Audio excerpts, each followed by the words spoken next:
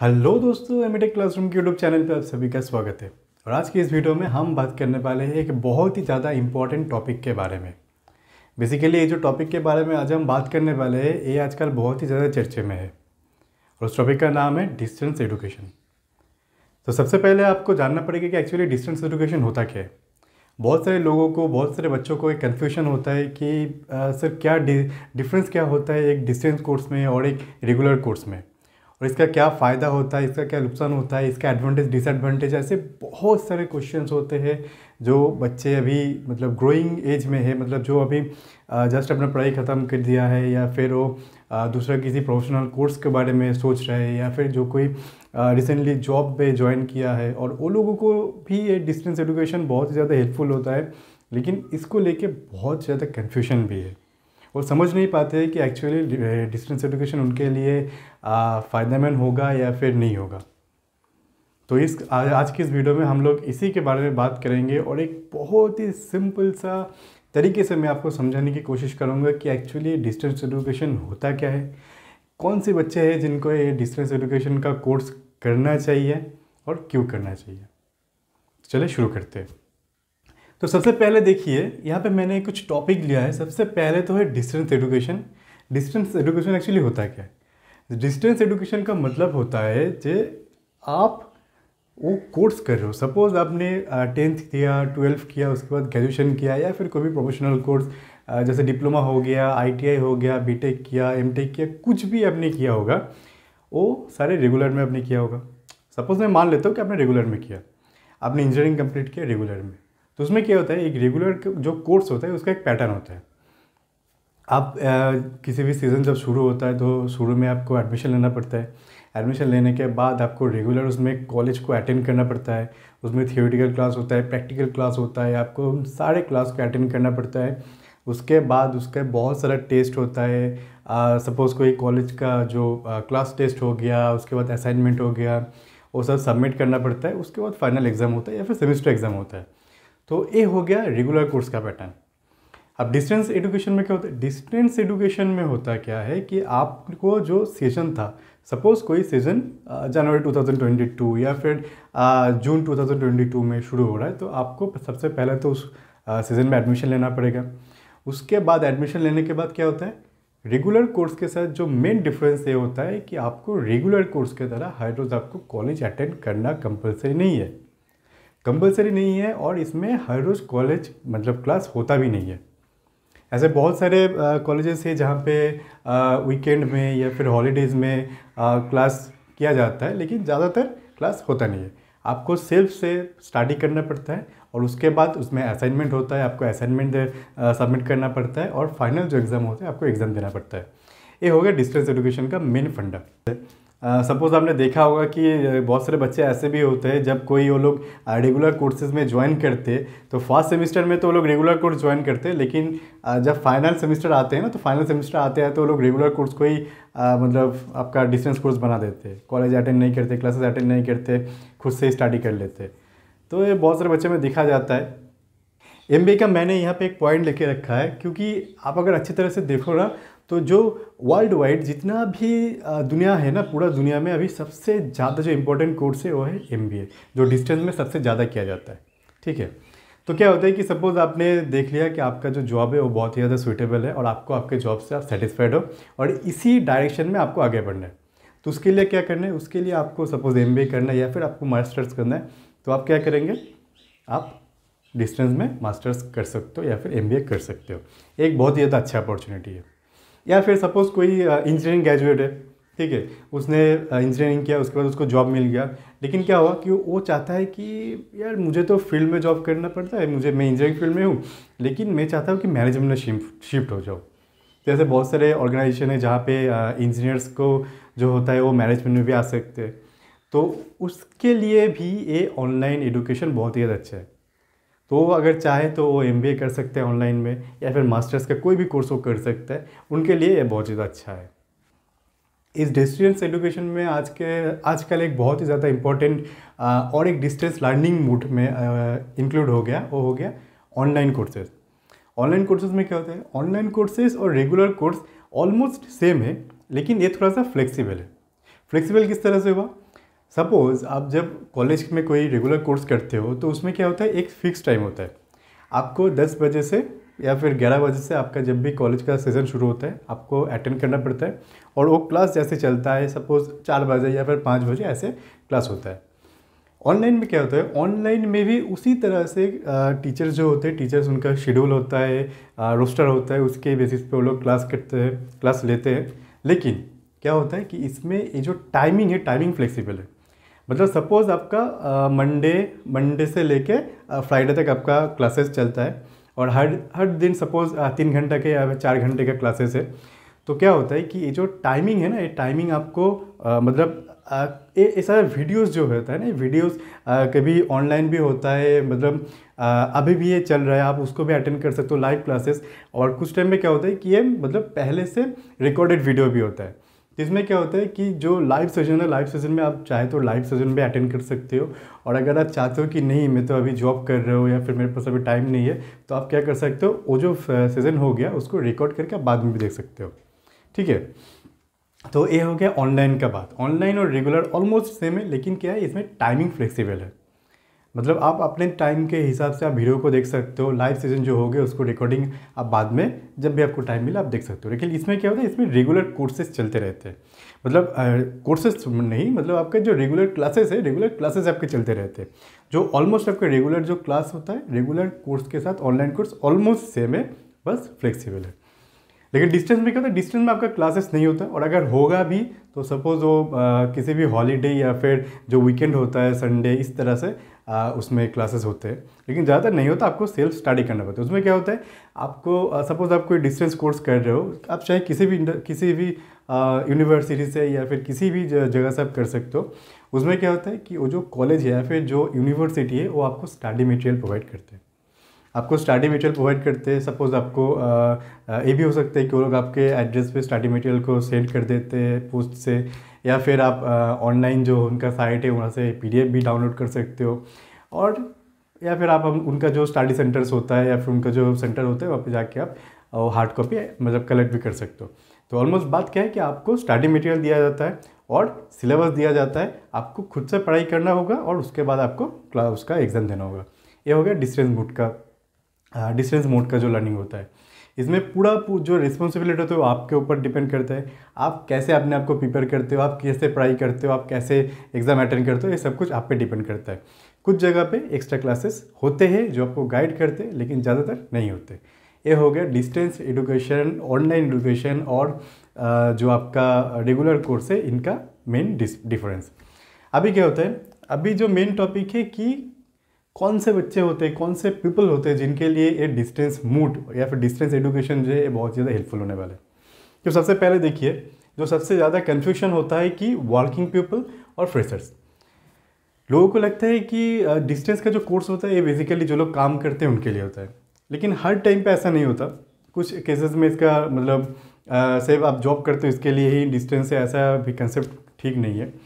लेकिन एक तरह से हम बोल सकते हैं कि हाँ, वर्किंग पीपल जो है उनके लिए डिस्टेंस को अच्छा है, लेकिन इसका बहुत सारा रीज़न्स है। आपको बहुत सारे दिख से इसको मतलब डायरेक्शन से आपको इसको देखना पड़ेगा, आपको सोचना पड़ेगा, उसके बाद ही आपको डिसीजन लेना होगा। तो सबसे पहले मैं आपको कुछ फैक्ट बताऊंगा। देखिए, सबसे पहले तो देखिए, सपोज़ आपने आपका ग्रेजुएशन कंप्लीट कर लिया, ठीक है, आपने रेगुलर में आपका ग्रेजुएशन कंप्लीट कर लिया, उसके बाद आप कहीं पर नौकरी कर रहे हो, आपको जॉब मिल गया। अभी इस जॉब के ऊपर डिपेंड करता है सब कुछ। सपोज़ आप जो जॉब कर रहे हो वो आपको एक बहुत ही अच्छा जॉब मिल गया और आपको लगता है कि नहीं भाई, मुझे तो बहुत ही अच्छा अपॉर्चुनिटी मिला और मुझे इसी फील्ड में ग्रो करना है, ठीक है। सपोज़ आपने कोई ग्रेजुएशन कर लिया, ग्रेजुएशन करने के बाद आपने कोई ऑर्गेनाइजेशन ज्वाइन कर लिया। सपोज़ आप एडमिनिस्ट्रेशन का या फिर मैनेजमेंट में कोई काम कर रहे हो और आपको लगता है कि मैंने तो सिर्फ ग्रेजुएशन किया, तो ये तो बहुत ज़्यादा अच्छा नहीं है मेरे लिए, तो मुझे क्या करना है, मुझे MBA करना है। अभी ये ऑनलाइन कोर्स एक्चुअली जो है, इसका फ़ायदा आपको कैसे मिलेगा? इसका फ़ायदा ऐसे मिलेगा कि सपोज़ आप अपने जॉब में हो, आपको आपके जॉब में आपने देख लिया कि ये जो मेरा जॉब है इसका मैं पूरी तरह से इसके साथ सेटिस्फाइड हूँ और जो गोल है मुझे इसी रास्ते पे मुझे जाना है, ये मेरा गोल है। मुझे अगर मैं इसी रास्ते में जाऊँगा तो मुझे एक गोल अचीव होगा। तो इस तरह का अगर आपने सोच लिया, आपने प्रिपेयर कर लिया, तो उसके लिए क्या होगा कि जो जितना भी ऑनलाइन कोर्सेज है ना, सपोज जो मैं एमबीए का बात कर रहा हूँ या फिर कोई भी दूसरा जो भी पीजीडीएम या फिर दूसरा जो भी कोर्स होता है, ये आपका जो रोड है उस रोड को स्मूथ बनाएगा। सपोज़ आपने एक लाइन देखा होगा, सपोज़ कोई लाइन है, एक स्ट्रेट लाइन है, और इसके साथ जब भी मतलब ये जो लाइन है, ये स्ट्रेट लाइन हो गया आपका गोल की तरफ आपका रोड, इसके साथ जितना भी आपका जो ये रेगुलर मतलब डिस्टेंस का जो कोर्स है, सपोज एमबी या फिर दूसरा पीजीडीएम कोर्स, ये उस लाइन को बोल्ड बना देगा।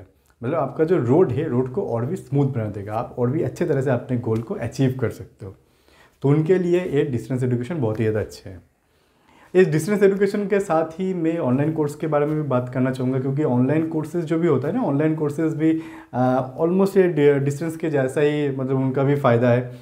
लेकिन क्या है, और जो मैंने पहले बताया था कि टाइमिंग फ्लेक्सिबल होता है, मतलब आप अपने फ्लेक्सिबिलिटी है इसका टाइमिंग में, बाकी दूसरा कोई डिफरेंस नहीं है। और थर्ड क्या है, थर्ड हो गया आपका फ्रेशर्स के लिए। तो देखिए ऑनलाइन कोर्सेज जो होता है ना, ऑनलाइन या फिर डिस्टेंस जो भी कोर्सेज होता है, इसमें फ्रेशर्स के लिए तो मैं बिल्कुल भी रिकमेंड नहीं करूँगा। क्योंकि क्या होता है कि ये जो डिस्टेंस का जो कोर्स होता है, डिस्टेंस का कोर्स में पूरा रिस्पॉन्सिबिलिटी आपके ऊपर होता है, सही से। जैसे कि सपोज आप रेगुलर कोर्स करते हो, आपने इंजीनियरिंग किया या फिर कोई भी कोर्स किया, तो उसमें क्या होता है कि आपका कॉलेज की एक रिस्पॉन्सिबिलिटी रहता है आपके ऊपर।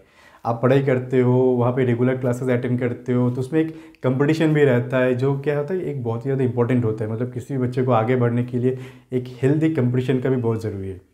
लेकिन यहाँ पे क्या होता है, यहाँ पे पूरा रिस्पॉन्सिबिलिटी आपके ऊपर है। और ज़्यादातर बहुत सारे डिस्टेंस कोर्स में तो ये वो लोग मतलब यूनिवर्सिटी बोल ही देते हैं कि हम लोग जॉब के लिए या फिर आपके आगे के फ्यूचर के लिए कोई रिस्पॉन्सिबिलिटी नहीं लेते।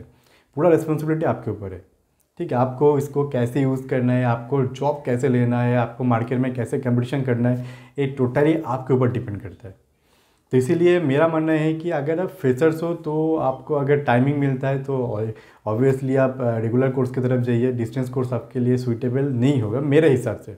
लेकिन अगर आप चाहें तो आपको, अगर आपने सोच लिया कि आपको कोई दूसरा एडवांटेज मिलता है तो आप ज़रूर कर सकते हो। लेकिन मैं रिकमेंड नहीं करता हूँ फ्रेशर्स के लिए डिस्टेंस कोर्स।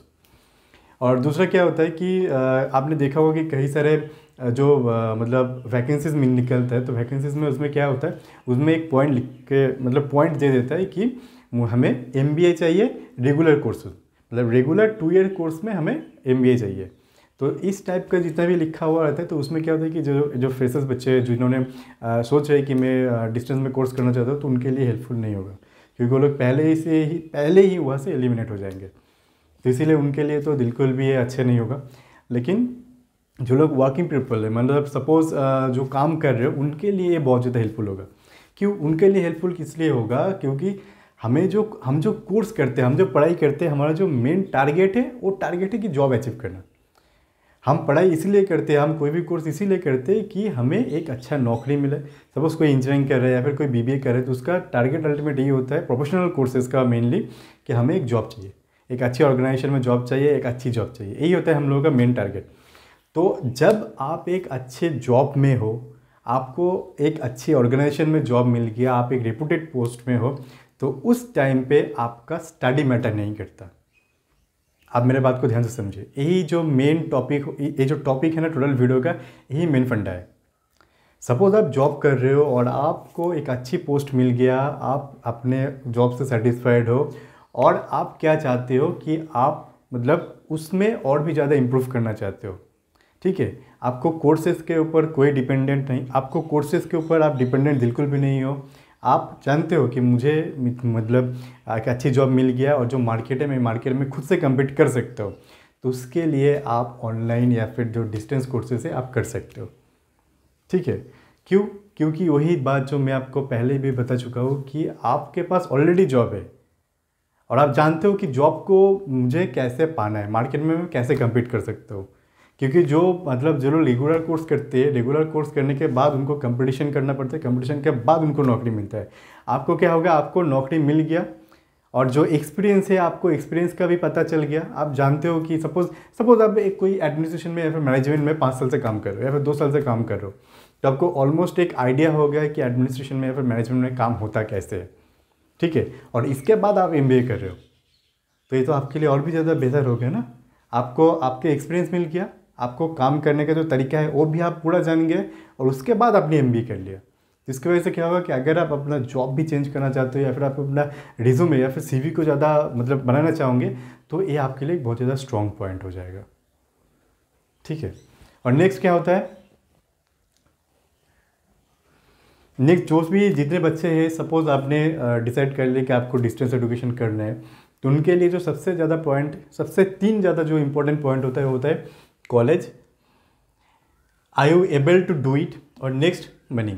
देखिए कॉलेज क्या है, कॉलेज तो बहुत ज़्यादा इंपॉर्टेंट, मतलब बहुत ही ज़्यादा मैटर नहीं करते जो लोग डिस्टेंस एजुकेशन करते हैं, लेकिन मेरा रिकमेंडेशन आपको ये रहेगा कि आप एक अच्छे कॉलेज चूज़ करो, ताकि उसका जो मतलब सर्टिफिकेट है वो हर जगह पे वैलिड हो। तो इसके लिए आप एक अच्छे कॉलेज चूज़ करो, लेकिन इसमें कॉलेज इतना ज़्यादा मैटर नहीं करता, कोई भी अच्छे कॉलेज एक आप चूज़ कर लो।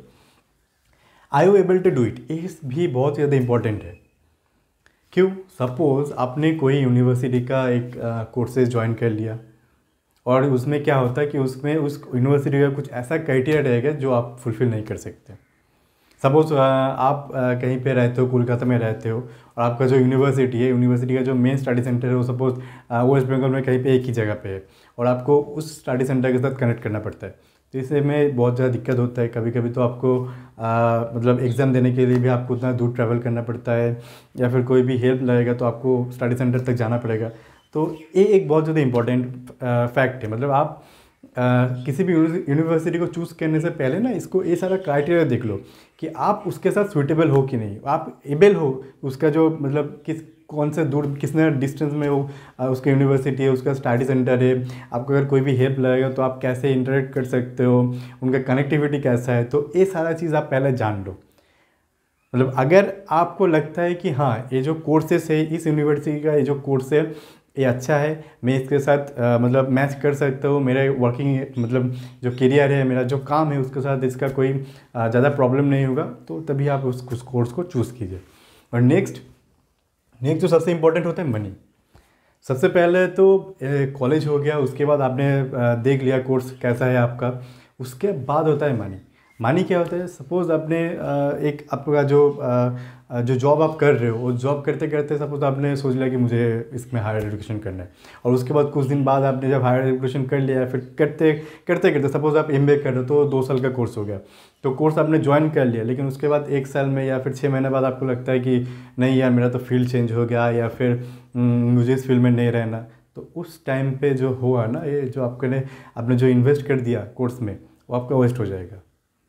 ठीक है। तो इसीलिए पहले आप अपने आप को प्रिपेयर करो, आप अपने पूरा जो मतलब पाथ है, जो आपका जो गोल है, उसको पहले देख लो, उसको पहले समझ लो, उसके बाद ही आप किसी भी कोर्स को चूज़ करो। और आप ऐसा, मेरा रिकमेंडेशन तो आपको ये रहेगा कि आप अच्छे यूनिवर्सिटी से करो, लेकिन कभी भी मैं ये नहीं बोलूँगा कि आप ज़्यादा पैसे से करो या फिर कम पैसे से करो। जो आपके लिए सूटेबल है आप ऐसा देख लो, और उसके बाद आप कोर्स में ज्वाइन करो। लेकिन मनी भी एक फैक्ट है, इसको वेस्ट मत होने देना, और एक अच्छी जगह से करना।